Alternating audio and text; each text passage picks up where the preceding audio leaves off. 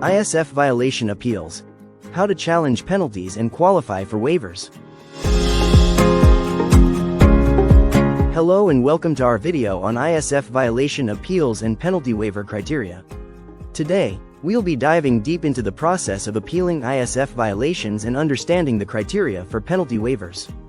So if you've ever had concerns about ISF violations and the penalties that come with them, this video is for you. ISF, or Importer Security Filing, is a requirement by U.S. Customs and Border Protection, CBP, that mandates importers to submit detailed information about their shipments before they arrive in the United States. Failure to comply with ISF requirements can result in penalties and violations. Now, let's talk about ISF violation appeals. If you receive a notice of violation for non-compliance with ISF requirements, you have the option to appeal the penalty. The first step in the appeals process is to review the violation notice carefully. You must understand the specific reasons for the violation and the associated penalties. Once you fully understand the violation, you can start preparing your appeal. To do this effectively, you must collect and organize all relevant documentation related to the shipment. This may include bills of lading, commercial invoices, packing lists, and any other relevant documents that support your case. Next, you'll need to draft a well-written appeal letter.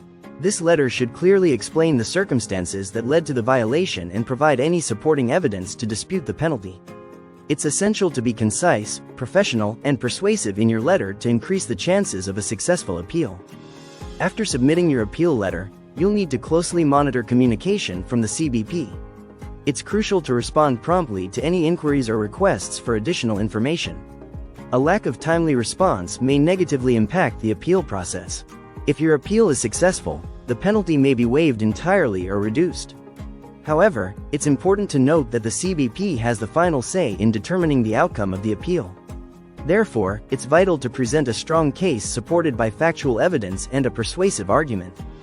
Now, let's move on to discussing the criteria for penalty waivers. The CBP may grant a penalty waiver if they determine that there were reasonable cause and no negligence on the part of the importer.